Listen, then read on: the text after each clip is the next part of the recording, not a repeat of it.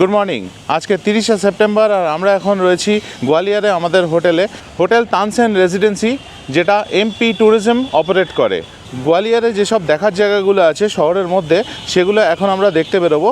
তার জন্য আমরা একটা ক্যাব বুক করেছি। তো ড্রাইভার ফোন করেছিলেন, উনি আসছেন এখন, তারপর উনি এলেই আমরা বেরিয়ে যাব। ট্যাক্সি আসতেই আর সময় নষ্ট না করে আমরা উঠে পড়লাম আর বেরিয়ে পড়লাম আজকে গোয়ালিয়র শহরটা এক্সপ্লোর করতে। বেশ কিছু জায়গা দেখার আছে। আজকে আমাদের সারা দিনের প্ল্যান রেডি। প্রথমেই ঠিক করলাম মোহাম্মদ গাউস আর তানসেনের সমাধি দেখতে যাব। সেই মতোই এগিয়ে চললাম। কিছুক্ষণের মধ্যেই এসে পৌঁছে গেলাম মোহাম্মদ গাউসের সমাধির সামনে। বেশ সুন্দর জায়গাটা। প্রথমেই আপনাদের কাছে আমার একটা ছোট্ট রিকোয়েস্ট, যদি আমার এই ভিডিওটা আপনাদের ভালো লাগে তাহলে প্লিজ আমার YouTube channel travel with tags subscribe করবেন। মোহাম্মদ গাউস ছিলেন 16th সেঞ্চুরির একজন জনপ্রিয় সুফি সাধক। তিনি 1500 সালে গোয়ালিয়রে জন্মগ্রহণ করেন। 1562 সালে গোয়ালিয়রেই তার মৃত্যু হয় এবং তাই এখানে তার সমাধিটি নির্মিত হয়েছে।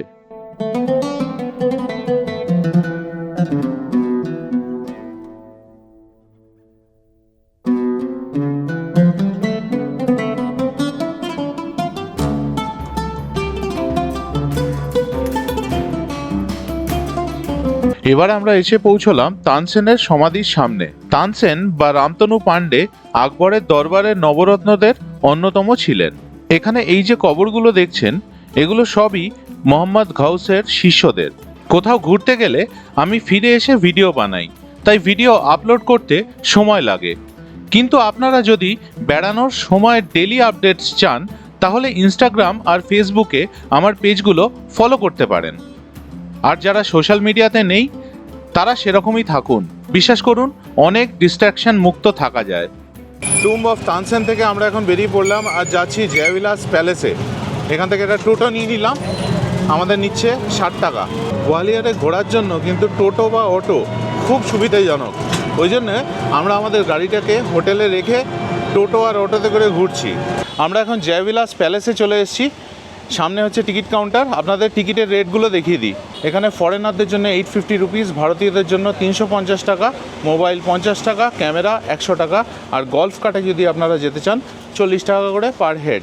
এর ভেতরে কিন্তু আর আমি ভিডিও তুলতে পারবো না, কোনো ভিডিওগ্রাফি অ্যালাউড নয়। আমি একটা ক্যামেরার জন্য পে করেছি, সেটাই শুধু আমি ছবি তুলতে পারবো, সেটা 50 টাকা নিয়েছে। আর টিনের কোনো টিকিট কস্ট নেয়নি। আমাদের তিনজনের 350 টাকা করে, 1050 প্লাস ক্যামেরা 50 টাকা, মানে 1100 টাকা আমরা পে করলাম। এখানে যে গলফ কার্ট রাইডের কথাটা আমি বললাম 40 টাকা পার পারসন, সেটা কিন্তু ওয়ান ওয়ে নয়, সেটা আপ অ্যান্ড ডাউন, মানে এখান থেকে আপনাকে নিয়ে যাবে আবার ফেরত দিয়ে যাবে। আর সেটা আমরা কাটলাম তিনজনের জন্য 40 টাকা করে, মানে 120 টাকা। আর টিনের কিছু লাগলো না। জয়বিলাস প্যালেসে ঘুরে দেখার সময়গুলো এখানে লেখা রয়েছে। গলফ কার্ট থেকে নামতেই খুব ভালো ব্যবস্থা করা আছে ব্যাগ, ক্যামেরা লকারে রাখার।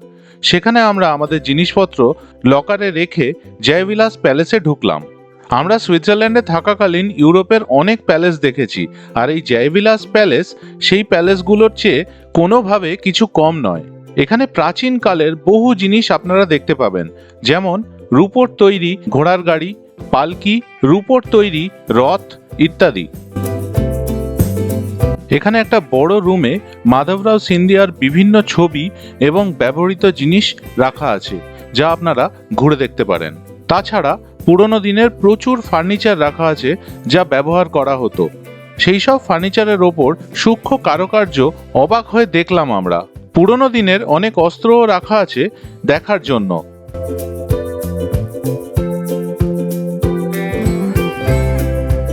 এটা হলো মহারানী গজরা রাজের ড্রয়িং রুম। রুমের সুন্দর ডেকোরেশনটা লক্ষ্য করুন। এই জায়গাটায় এসে আমরা মুগ্ধ হয়ে এই ঘরটার ডেকোরেশনটা দেখলাম। ওপরে ঝাড়বাতিটা জাস্ট ব্রিলিয়েন্ট।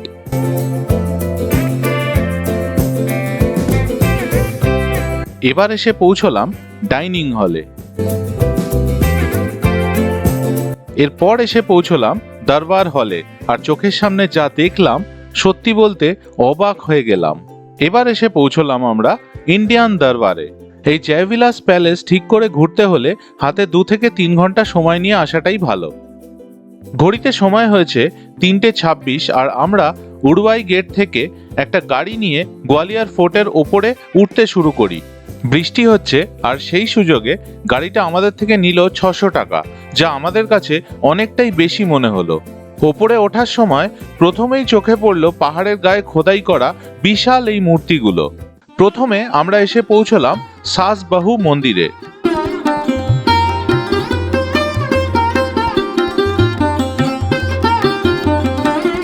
এই মন্দির দুটি একাদশ শতাব্দীর মন্দির এবং এগুলি বিষ্ণু ও শিবের উদ্দেশ্যে উৎসর্গ করা হয়েছে। কচ্ছপঘাট রাজবংশের রাজা মহিপাল 1090 থেকে 1093 সালের মধ্যে মন্দির দুটি নির্মাণ করেন।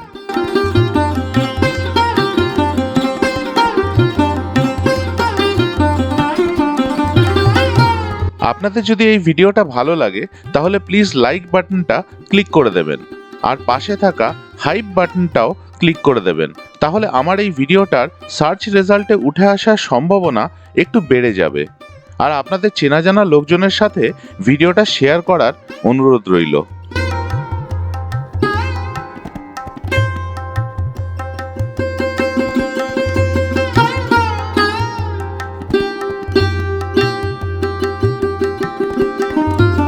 এরপর আমরা এসে পৌঁছলাম তেলিকা মন্দিরে, তবে জোরে বৃষ্টি হচ্ছে বলে দূর থেকেই আমাদের দেখতে হলো।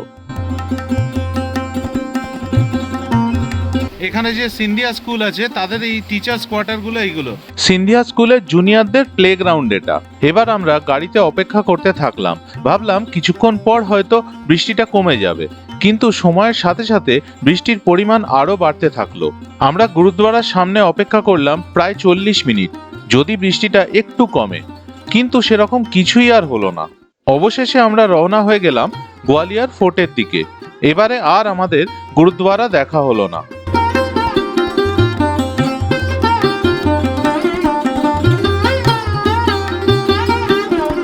আমরা এসে পৌঁছলাম মান মন্দিরে। মান মন্দির প্রাসাদটি 15 সেঞ্চুরিতে মান সিং তোমার নির্মাণ করেছিলেন। মান মন্দিরে টার্কয়েস, সবুজ এবং হলুদ রঙের নকশা করা টাইলস জিওমেট্রিক প্যাটার্নে ব্যাপকভাবে ব্যবহৃত হওয়ায় এটিকে প্রায়শই পেইন্টেড প্যালেস বলা হয়।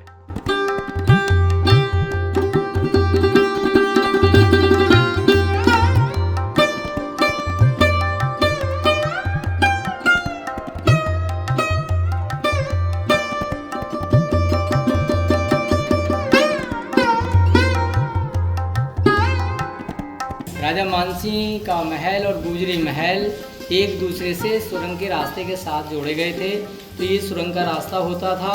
लेकिन मुगल काल में जब ये किला जेल बनाया, महल को जेल बनाया, उस समय ये रास्ता बंद कर दिया।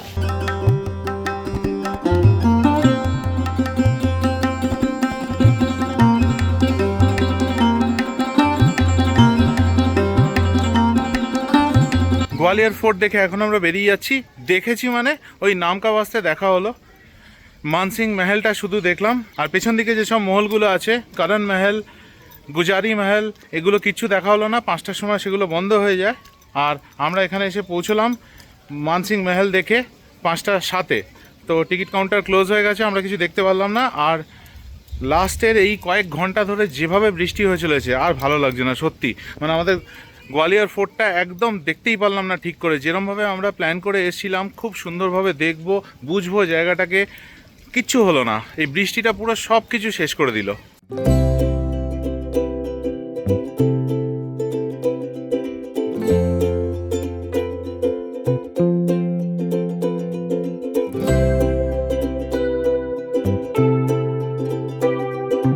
বৃষ্টি হয়ে গিয়ে এখন কিন্তু ওয়েদারটা একদম পুরো হিল স্টেশনের মতো হয়ে গেছে। গোয়ালিয়রের যে এখন ওয়েদার পুরো হিল স্টেশন মনে হবে, কিন্তু এইসব হয়ে লাভ কি?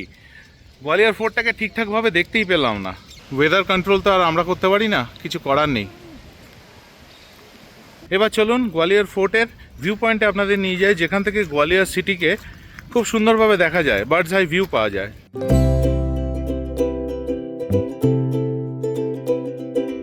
ভিউ পয়েন্টের থেকে এই দেখা যাচ্ছে গোয়ালিয়র ফোর্ট, কি সুন্দর লাগছে দেখুন। আর এই পাশে দেখুন গোয়ালিয়র শহর, কি অসাধারণ সুন্দর লাগছে ওপর থেকে দেখতে। এটা কোনো পুকুর নয়, বৃষ্টির জন্য গোয়ালিয়র ফোর্টের সামনে জল জমে এর সৃষ্টি হয়েছে মাত্র। আপনারা যদি পায়ে হেঁটে গোয়ালিয়র ফোর্টে উঠতে চান তাহলে তার জন্য এই হলো রাস্তা। গোয়ালিয়র ফোর্ট থেকে যাওয়ার আগে মনে মনে ডিসাইড করে নিলাম, যেহেতু এবারে এই ফোর্ট আমাদের একদমই দেখা হলো না, আরেকবার গোয়ালিয়রে অবশ্যই আসবো এই গোয়ালিয়র ফোর্ট ঠিক করে দেখার জন্য। তারপর অটোয় করে আমরা ফিরে এলাম আমাদের হোটেলে। আজকের গল্প এই পর্যন্তই। এর পরদিন আমরা সকালে উঠে গোয়ালিয়র থেকে আমাদের গাড়ি নিয়ে চলে যাই ঝাঁসি। সেখানে বিখ্যাত ঝাঁসির ফোর্ট দেখে আমরা চলে যাই মধ্যপ্রদেশের আর এক অসাধারণ সুন্দর জায়গা ওরছাতে। আর এই সব গল্প নিয়ে আসবো আমার পরের ভিডিওতে, তাই দেখতে থাকুন আমার চ্যানেল। আর ভিডিওটা ভালো লাগলে আমার YouTube channel travel with tag subscribe করার অনুরোধ রইল। ভালো থাকবেন।